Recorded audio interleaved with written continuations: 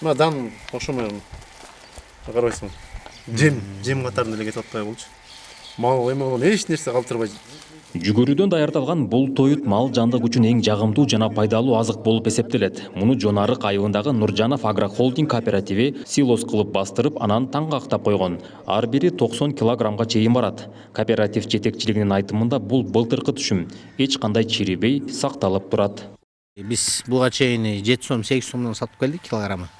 Бүгүнкү күндө баасын кое элекпиз.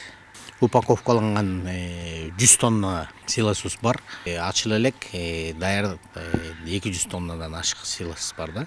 Анан мунун өзгөчөлүгү ушул малга протеин, клетчатка менен крахмал өзүн жоготпойт экен да. Анан ошо зоотехниктердин айтуусу боюнча бул малдын сүтүн эле көбөйтпөстөн объемун эле сүттүн майлуулугундагы деңгээлин жогорулатат экен да.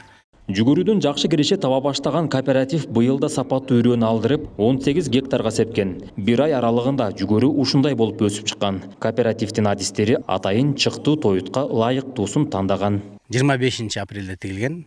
Бул жерге культивация сала элекпиз. Чөпкө каршы дарысын да өрлүк, анткени тегиз жетиле болсун деп атабыз, анткени арасында баягы кечирээк сход болгондор да бар да. 6,5 гектар лимагрейн сорту, фаосу 590.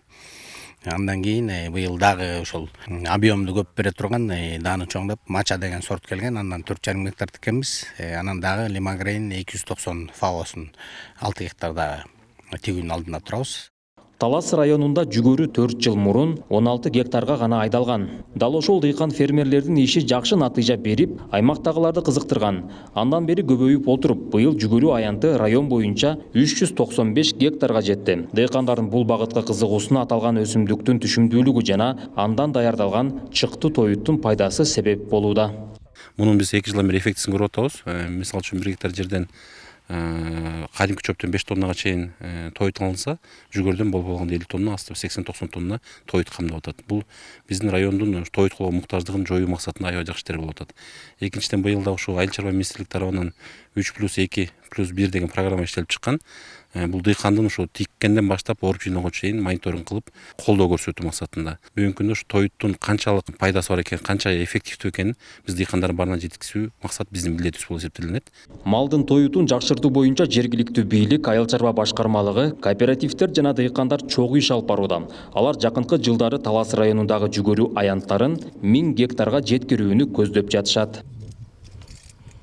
Нурсултан Курманбеков, Кайнар Ормонов, ЛТР, Талас облусу.